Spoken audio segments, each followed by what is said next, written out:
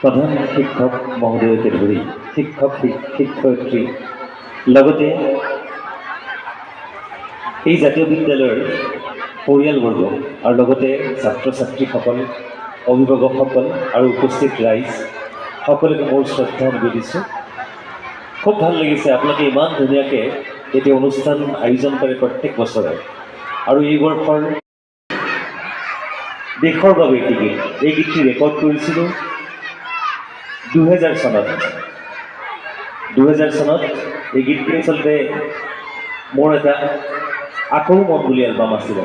তাত আপোনালোকৰ মাজত বৰ্তমান নাই মুম্বাইৰ অতি জনপ্ৰিয় কণ্ঠশিল্পী কে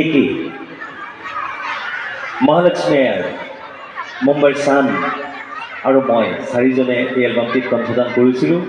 মোৰ কথাসুৰ সংগীতেৰেই এই গীতটি সজাই পৰাই তুলিছিলোঁ দেশৰ বাবে।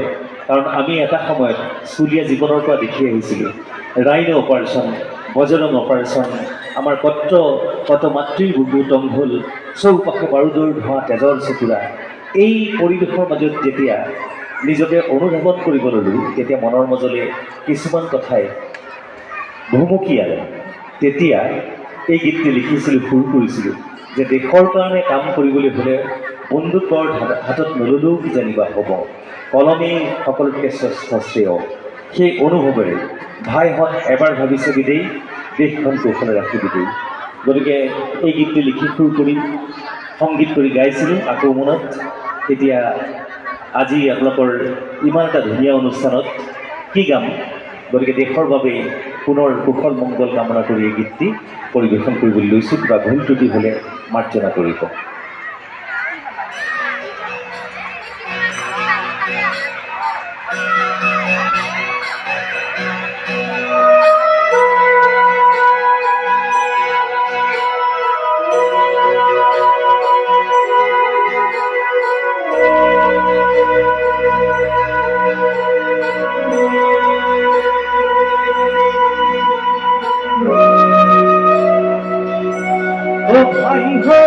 এবার ভাবি সাবিতে দেখুন কুশলে রাখি দিবে ভাই।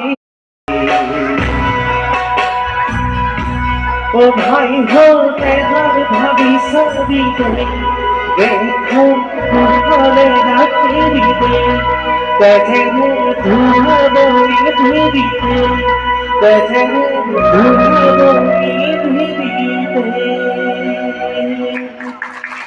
ধন্যবাদ। জয় আইএফএ।